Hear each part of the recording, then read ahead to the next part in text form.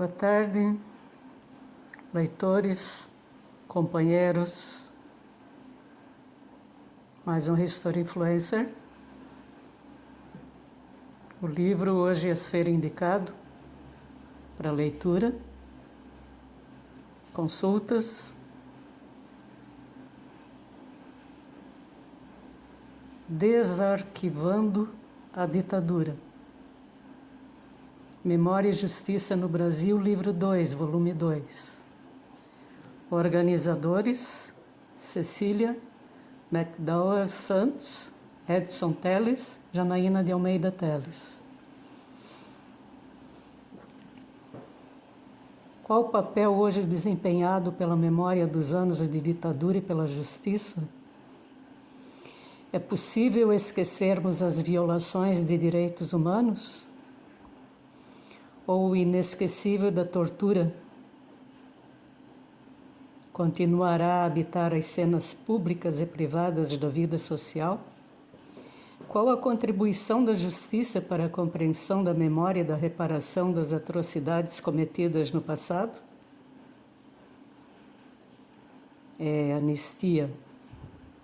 No livro, bastante assunto desenvolvido sobre anistia.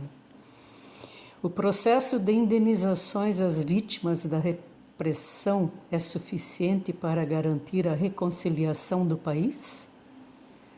O legado autoritário do regime ditatorial restringe-se ao sofrimento das vítimas sem vinculação com a ação política no presente?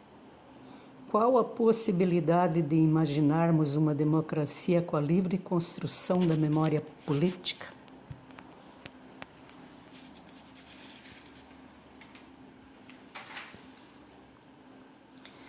Desarquivando a Ditadura. Memória e Justiça no Brasil. Apresenta um amplo e aprofundado quadro de reflexões críticas e multidisciplinares sobre diversos aspectos sociais, culturais, políticos e jurídicos da constituição da memória política, da justiça e da democracia no Brasil.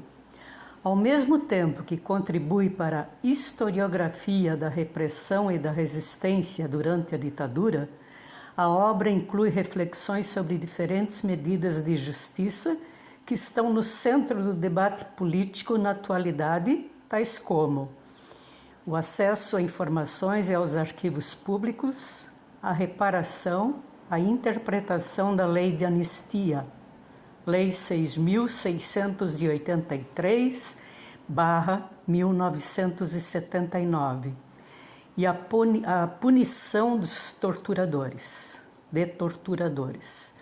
No seu conjunto, os dois volumes examinam as memórias e as interpretações de práticas sociais e políticas que ocorreram tanto no passado como no presente, por um lado, e as instituições e ideologias do Estado e normas jurídicas por outro, como fenômenos interdependentes e indissociáveis dos processos de formação da democracia.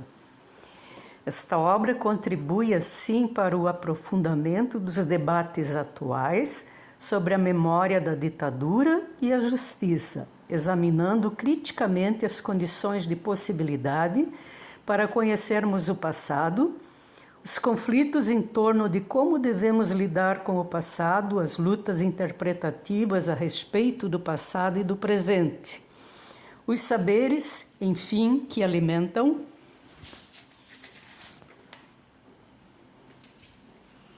a ação no presente e a imaginação do futuro. Desarquivando a Ditadura, Memória e Justiça no Brasil, aborda de maneira crítica e multidisciplinar a constituição da memória política e os diferentes aspectos de justiça relacionados com as violações de direitos humanos cometidas durante a ditadura. O livro reúne artigos e ensaios inéditos de historiadores, cientistas sociais, filósofos, críticos literários, jornalistas, juristas e profissionais do direito. compreendendo que a memória política e a justiça estão em constante processo de construção por meio de lutas sociais, jurídicas e políticas. Os autores contribuem para os estudos recentes, as lutas atuais em torno da memória da ditadura e da justiça, as diferentes medidas de justiça de transição que estão no centro do debate político na atualidade, como a interpretação da lei de anistia, a reparação às vítimas e a punição dos torturadores, e discutem criticamente o papel das instituições, das ideologias, do Estado e das normas jurídicas nos processos indissociáveis de construção da memória política, da justiça e da democracia. Este foi o livro indicado.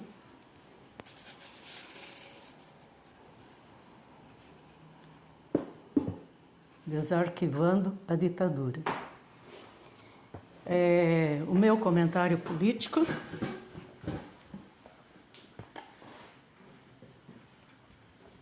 historicamente, dentro do contexto da razão e da realidade, como resultado da experiência e, consequentemente, da maturidade, o meu parecer público-político não gira só em torno do atual presidente, mas de uma equipe de comando e pulsos firmes.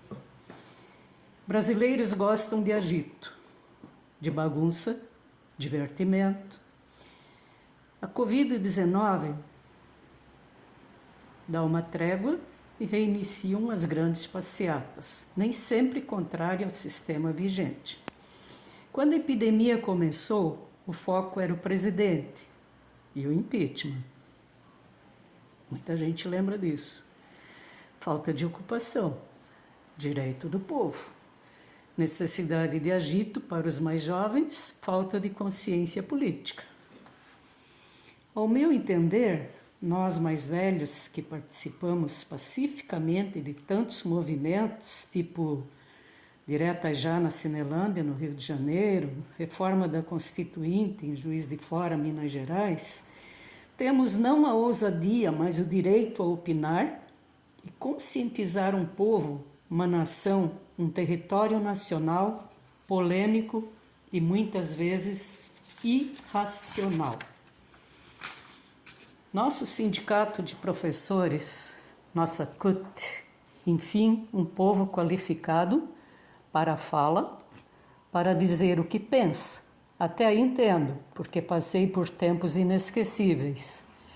Aos 26 anos, eu era, entre outras matérias, professora de USPB, Educação Moral e Cívica. Para quem não sabe, o USPB quer dizer Organização Social e Política Brasileira.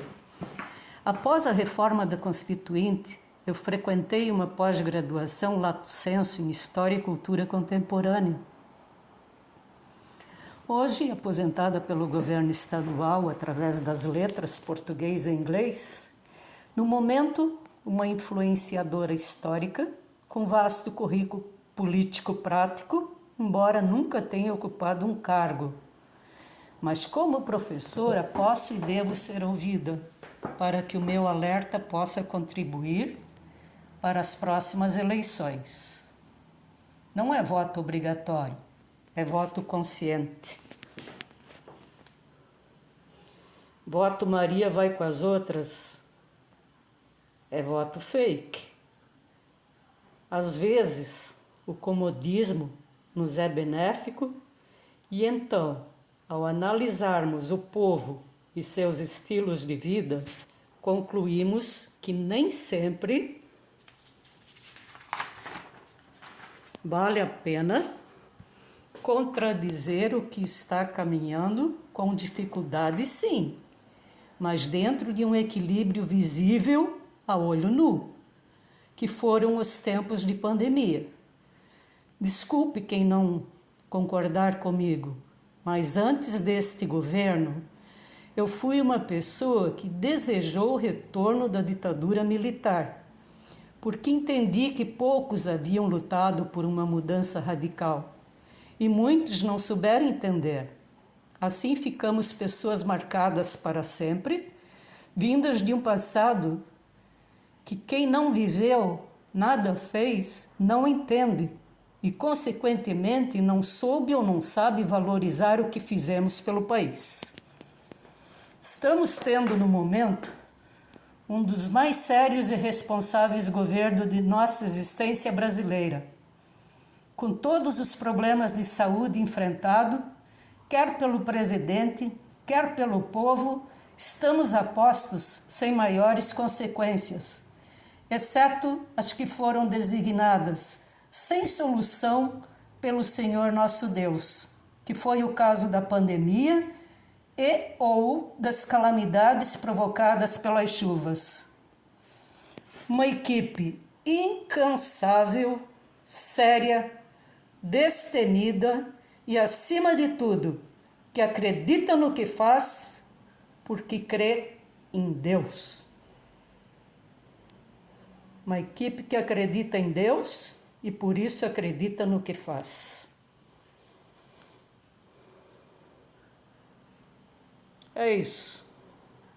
Nos preparando para as eleições. Até a próxima. Obrigada. Um abraço.